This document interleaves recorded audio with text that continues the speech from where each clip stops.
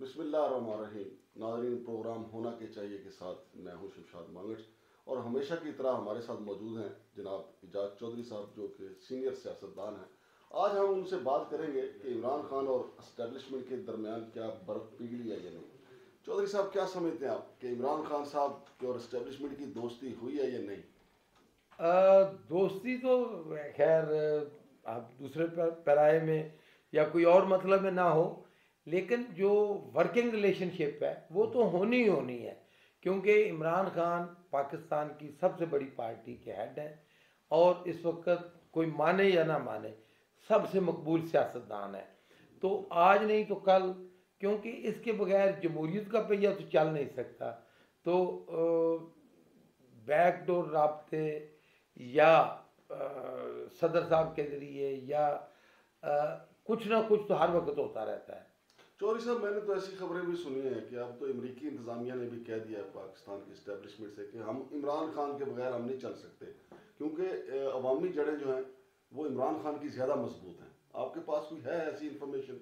देखिए, ये तो बहुत बड़ी क्रेडिबिलिटी है इमरान खान की, और ये सबसे बड़ी सच्चाई है मेरे ख्याल में, या बल्कि सच्चाई से ज़्यादा मैं कहूँ सबसे बड़ा सबूत है कि इमरान खान की हुकूमत को जो इमरान खान कहता रहा कि अमेरिकन ने तब्दील किया है लोकल हैंडलर के साथ, हाँ। तो उसकी तो सच्चाई सामने आ गई है, सब सब के सामने जो अमेरिकन कह रहे हैं। लेकिन देखें, जो अमेरिकन इस्टेब्लिशमेंट है या जो अमेरिकन पॉलिसीज़ हैं वो इस तरह नहीं होती जिस तरह हम लोग सोचते हैं। अमेरिकन हर वक्त उनके पास प्लान तैयार होते हैं, और उन्होंने बहुत पहले ये फैसला कर लिया था, ख़ासकर जब शाह ईरान का जवाल हुआ, जब शाह ईरान का वाला इंजाम हुआ, तो अमेरिकन इस्टेब्लिशमेंट ने ये फैसला किया कि पॉपुलर लीडर जो हैं उनके खिलाफ नहीं जाया जाएगा। तो मैं समझता हूँ कि अमेरिकन जो हैं वो इमरान खान के इस हद तक खिलाफ नहीं जाएंगे कि हम जी काम ही नहीं करना चाहते इमरान खान के साथ। लेकिन चौधरी साहब, दूसरी तरफ ये भी तो खबरें आ रही हैं कि आर्मी चीफ तब्दील होने के बावजूद हाफिज साहब जो हैं, हमारे आर्मी चीफ जो हैं, कि कहा जा रहा है कि सिर्फ एक खबर आई जो फवाद चौधरी साहब ने कहा कि जी आसिम मुनीर साहब के आने से कुछ तब्दीली आई है, लेकिन अदरवाइज अगर आप मजमूई तौर पे देखें तो कहा जा रहा है कि कोई तब्दीली नहीं आई। आपका विजन क्या है और आपके पास क्या मालूमात हैं? मेरे ख्याल में it is too early to to reach conclusion. मेरे ख्याल में 1-2 महीना और चाहिए, इसके बाद फरवरी के मिडल में, फरवरी के एंड तक एग्जैक्टली पता चल जाएगा कि यही चलेगा निज़ाम या कुछ तब्दीली आएगी। मेरे ख्याल में तब्दीली आएगी जो है ना, क्योंकि एकदम देखिए, मिलिट्री जो होती है या मिलिट्री लीडरशिप या मिलिट्री की पॉलिसीज़, वो चाहे इंडिया के साथ हों, दूसरे हमसाए के साथ हों, या ईरान के साथ हों, या किसी के साथ भी हों, या किसी दोस्त मुल्क के साथ हों, या किसी गैर दोस्त मुल्क के साथ हों, या इंटरनल या एक्सटर्नल, वो इस तरह इतनी जल्दी नहीं होती, इतनी जल्दी कोई सियासत की तरह मिलिट्री नहीं ऑपरेट करती। लेकिन चौधरी साहब, अगर आप देखें कि इमरान खान साहब एक सांस में तो ये कहते हैं कि जी मैं मार्च अप्रैल में इलेक्शन देख रहा हूँ, दूसरी सांस में वो ये कहते हैं कि ये तो इलेक्शन करवाने के मूड में नहीं, ये इलेक्शन करवाएंगे ही नहीं क्योंकि ये हमारी मकबूलियत से खौफजदा हैं। तो फिर चौधरी साहब, इन दो खबरों में कौन सी खबर सच्ची है? नहीं नहीं, वो जो बात उन्होंने कही दोनों, मैं आपको एक्सप्लेन करता हूँ। वो कहते हैं कि ये कभी नहीं इलेक्शन कराना चाहते या नहीं कराएंगे यानी अगर इन पीडीएम एंड कंपनी गवर्नमेंट। हाँ। लेकिन जैसे आपने इस्लामाबाद का देखा, हाँ जी। आज ही इलेक्शन है और आपने देखा कि इलेक्शन नहीं हो रहे, हाई कोर्ट ने भी कह दिया, और ये तो कभी नहीं इलेक्शन, ये चाहते ही नहीं है इलेक्शन हो।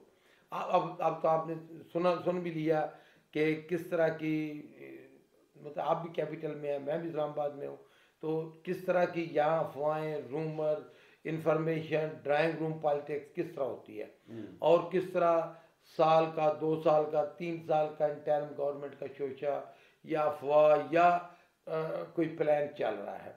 लेकिन जब इमरान खान ये कहते हैं कि मैं इलेक्शन देख रहा हूँ, तो कोई और ऑप्शन है ही नहीं मौजूदा हालात में गवर्नमेंट के पास, या आप समझें कि वो जो मुल्क का ज़्यादा दर्द दिल रखते हैं उनके लिए कोई और ऑप्शन नहीं है, जो बेस्ट ऑप्शन है वो इलेक्शन ही है।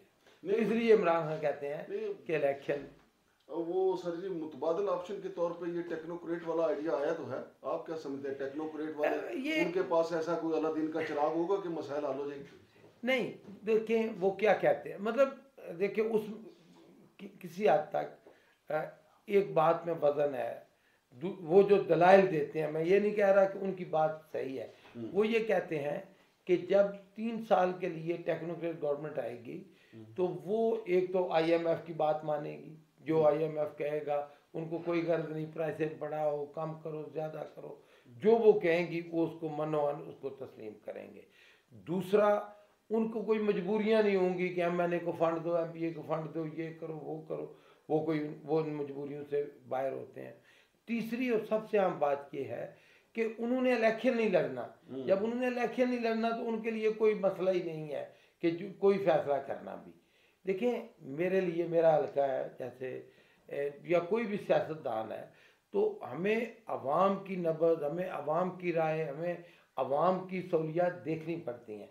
लेकिन जो टेक्नोक्रेट होते हैं वो आए, आज बाहर से आए, बैग लेके आए, बैग लेके चले गए, तो उनके लिए तो कोई उसकी मायने नहीं होते।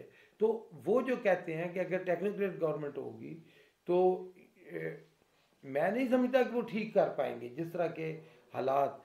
देखें आज भी मैं एक मिसाल दे रहा हूँ, आज भी मैं आज की बात कर रहा हूँ कि फूल हॉलैंड से आ रहे हैं जो इस्लामाबाद, लाहौर या शादी आलू में सजाए जा रहे हैं। तो इस तरह की तो पॉलिसी बना दी है इन्होंने।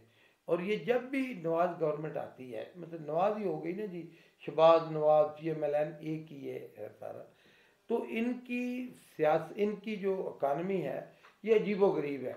ये क्योंकि सऊदी अरब में रहे हैं अरबों के साथ, तो ये इस तरह करते हैं जिस तरह सऊदी अरब आपने कहा, हर एक चीज़ इम्पोर्ट, हर एक चीज़ इम्पोर्टेड, हर एक चीज़ इम्पोर्टेड। अब तो माशाल्लाह ये खुद भी इम्पोर्टेड है, लेकिन इन्होंने लाहौर में सफाई का ठेका, मार्केट साहब आप देखें, और मेरा भी मंडी बाउद्दीन है ज़िला, आपका भी मंडी बाउद्दीन है। मैं हमेशा मैंने असेंबली में भी कहा कि जी ये हमारे फंड चोरी करके मंडी बाउद्दीन के, चकवाल के, जेलम के, छोटे ज़िला के, तो ये लाहौर में लगा देते हैं। और लाहौर में किस चीज़ पे लगाते हैं कि जी फूल लगा दिए, सजावट कर दी, इधर कोई वो बना दिया। अब इन्होंने एक नया वो जो है ऑरेंज ट्रेन एक वो चल रही है, उस पर 18 करोड़ रुपया हर महीने वो जो है पंजाब गवर्नमेंट के ऊपर, वो भी मेरे और आपके टैक्स है, जो जो छोटे ज़िला में डेवलपमेंट होनी चाहिए वो इन्होंने ऑरेंज ट्रेन पे लगा दिया। अच्छा चौधरी साहब, ये जो इमरान खान साहब ने अभी एहतजाज की कॉल दी है, इससे तो ऐसा लगता है कि इमरान खान साहब फिर जो है ना एस्टेब्लिशमेंट से मायूस हो गए हैं, क्योंकि उनकी जो तवक्कुआत थी, एक तो ये कि आजम सवाती के खिलाफ केसेस ख़त्म होंगे, फिर अर्शी शरीफ के कातिल जो हैं वो तलाश किए जाएंगे, ये उनके मेन एजेंडे में शामिल था। और फिर अब दूसरा अहम तरीन ये था कि फौरी इलेक्शन होंगे, लेकिन अब तो ऐसा लगता है कि उन्होंने एहतजाज की कॉल दे दी है, मायूस हो गए। नहीं नहीं, बिल्कुल भी मायूस नहीं है। देखें एक सियासी लीडर के लिए ये बहुत ज़रूरी है कि देखें सियासत हो या आपकी रूटीन, डेली रूटीन की लाइफ, अगर आप इजी हो जाएं, अगर आप जिसको कहते हैं कह दे कि हालात के रहमो करम पे आप अपने आप को या पार्टी को छोड़ दें, तो वो तो कोई लीडर तो ऐसा नहीं कर सकता ना। तो जो उन्होंने ये फैसला किया है, मैं भी इसमें छोटा मोटा मेरा रोल भी है।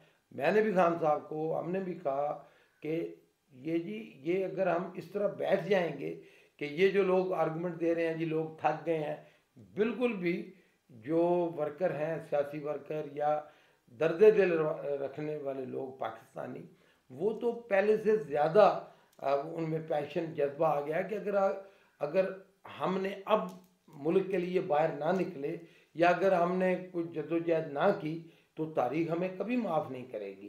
तो इमरान खान साहब ने दुरुस्त फैसला किया है। और फिर आपको पता है ना रमज़ान आ रहा है, तो रमज़ान से पहले, रमज़ान में एक किस्म का रेस्ट पीरियड आप समझ लें कि कोई पॉलिटिकल एक्टिविटीज़ ज़रा स्लो हो जाती हैं, तो उससे पहले ये जो 2-3 महीने हैं इसमें हमें मुतहर्रिक रहना चाहिए, लोगों के पास जाना चाहिए, लोगों को मोटिवेट करना चाहिए कि मुल्क, और बार बार देखिए, मैं आपके इस प्रोग्राम के ज़रिए भी मैं तमाम पाकिस्तानियों को ये कह रहा हूँ कि हम गड्ढे में, बहुत गहरे गड्ढे में, मैं माशी तौर पे तो मुल्क तबाही की तरफ जा रहा है, और ये जो हमारे हुक्मरान हैं ये वो सुकून की बांसुरी बजा रहे हैं। बहुत शुक्रिया जनाब चौधरी साहब। नाजरीन, चौधरी साहब की गुफ्तगू आप सुन रहे थे। उनका कहना है कि टेक्नोक्रेट्स जो हैं, चूँकि उनको इस बात की परवाह नहीं होती कि उन्होंने इलेक्शन लड़ना है या नहीं, बात तो ठीक है, लेकिन बेहतरीन फैसले जो हैं वो लीडरों को ही करने चाहिए, सियासतदानों को करने चाहिए। फिर हम ये भी गिला करते हैं कि टेक्नोक्रेट आते हैं, अपना एक ब्रीफ केस लेके आते हैं और वही उठा के ले जाते हैं। लेकिन अब तो जो हमारे टेक्नोक्रेट्स हैं, शौकत अजीज साहब भी टेक्नोक्रेट थे, वो 1100 जो तोशा खाना से तोहफे साथ ले गए थे।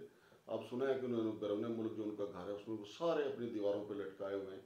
हालांकि क्या फ़ायदा हुआ उन्होंने जाके।